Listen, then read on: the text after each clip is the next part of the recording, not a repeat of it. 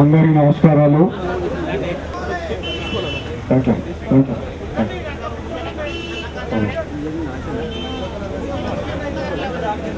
ధర్నా కార్యక్రమం అంతని చెప్పి వచ్చేసిన గౌరవనీయులు పెద్దలు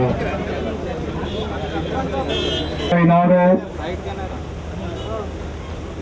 మనిషి నాగరికత ఎదిగిన నుంచి కూడా జీవించే విధానాన్ని నేర్పించి అనేక వృత్తులలో నాగరికతకే వన్నె తెచ్చినటువంటి ఒక జాతి విశ్వబ్రాహ్మణులు. అదేవిధంగా చేతి వృత్తుల మీద ఉన్నటువంటి మీ అందరికి కూడా ఈనాడు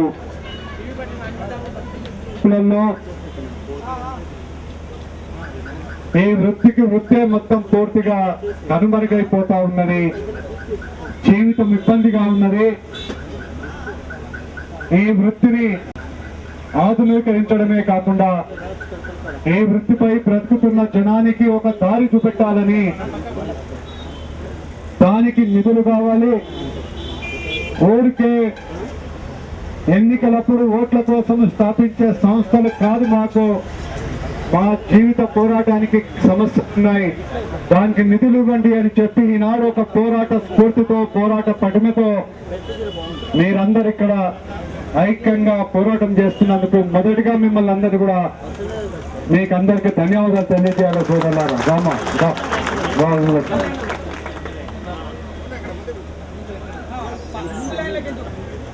ఎప్పుడైతే యంత్రాలు ప్రవేశించినాయో దేవుడిచ్చినటువంటి ఒక నైపుణ్యంతో ఈ కాళ్ళు చేతులతో బతుకుతున్నటువంటి ఒక చేతి గుర్తుల వాళ్ళందరూ కూడా ఈనాడు ఈ యంత్రీకరణలో కొట్టుకొని పోయి ఆ యంత్రాలను కొనదాలక, నైపుణ్యాన్ని పెంచుకోదాలక బతుకు పోరాటంలో ఇబ్బంది పడుతున్నటువంటి ఒక జనాన్ని పక్కకు నెట్టేసి ఆ యంత్రాలన్నీ కూడా పెట్టుబడిదారుల చేతిలోకి వెళ్ళిపోయినాయి. వాళ్ళ తాటికి, వాళ్ళ యొక్క పోటీకి తట్టుకోలేక పార్కు దగ్గర వచ్చి ధర్నా చేయాల్సిన పరిస్థితులు ఈనాడు మనకి ఏర్పడ్డాయని చెప్పి కూడా మీకు తెలియజేస్తున్నాం సోదరులారా.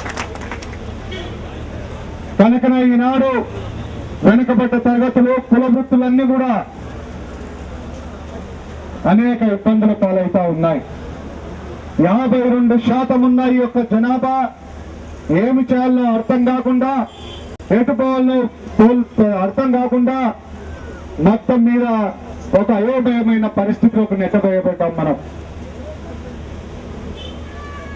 కాకపోతే 65 సంవత్సరాలు పట్టింది మనకు ఒక కార్పొరేషన్ ఏర్పాటు చేసుకోవడానికి. దానికి పైసలు లేవు, అడ్రస్ లేదు, బోర్డు లేదు, ఎక్కడుందో తెలియని కార్పొరేషన్ మాత్రం ఏర్పడడానికి 65 ఏళ్ళు పట్టింది మనకి ఇక్కడ. ఇక ఈ కార్పొరేషన్ పెట్టడానికి ఒక పోరాటం అయితే, కార్పొరేషన్ పైసల కోసం ఇంకో పోరాటము. అవి ఎన్ని వస్తాయో తెలియదు, మళ్ళీ అవి ఎట్లా వస్తాయో తెలియని పోరాటము. ఈ విధంగా నిరంతరము ఒక తరం వెళ్ళిపోయింది, ఇంకో తరం వచ్చినా సరే ఇప్పటికీ సమస్యలు మాత్రం పరిష్కారం అయిపోలేవు. అడిగేదన్నా గట్టిగానన్నా అడుగుదామా? ఆయమాక ముఖ్యమంత్రి పదవి ఎందుకు ఏమని మడమని అడిగే ధైర్యం చేస్తామా? లేదు, మనకున్నటువంటి 10 సీట్లు కావాలి, మేము ఖచ్చితంగా అధికారమే మేము నిర్ణయిస్తామనేటువంటి ధైర్యం మనం చేయగలుగుతామా? మరి మనకంటే తక్కువ ఉన్న జనాభా ఉన్నటువంటి వ్యక్తులు మాత్రము సరిపోతలేదు ఉన్న అధికారము, సరిపోతలేదు ఉన్న సంపద. 80% ఈ యొక్క దేశంలో ఉన్నటువంటి యొక్క సంపద, 80% ఈ దేశంలో ఉన్నటువంటి అధికారము ఏదో 5-6% లేనటువంటి జనం చేతిలో ఉన్నది ఇప్పటికి కూడా.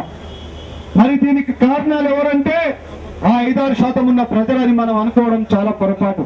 దానికి కారకులం కూడా మనమనే సంగతి కూడా మనం మర్చిపోతామని చెప్పి కూడా మీకు తెలియజేస్తా ఉన్నాం సోదరులారా. మన చేయి పోసి ఇతరుల చేతిలో పెట్టి మనం వాళ్ళ గురించి అడుక్కు తింటా ఉంటాం.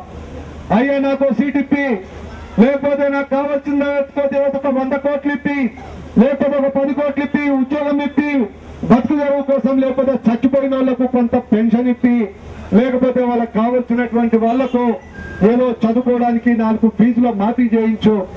ఇదంతా మనము ఎక్కడైనా సరే అడుక్కోవడమే ఉన్నది తప్ప, ఒకడికి దానం చేసిన వాడి దగ్గర అడుక్కునే పరిస్థితి వచ్చిందంటే మనం ఎంతవరకు చైతన్యవంతులమైనామో, ఎక్కడ లోపం ఉన్నదో ఈ విషయాన్ని మనం అర్థం చేసుకోవాలని చెప్పి మీకు ఈ సందర్భంలో తెలియజేస్తా ఉన్నాం సోదరులారా.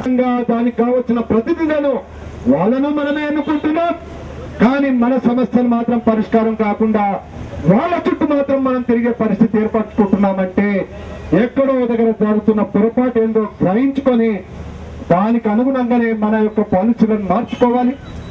ఐకమత్యంగా ఏ విధంగా ఉండాలో మనం నేర్చుకోవాలి. అదేవిధంగా ఐక్య పోరాటాలకు నాంది పలకాలి.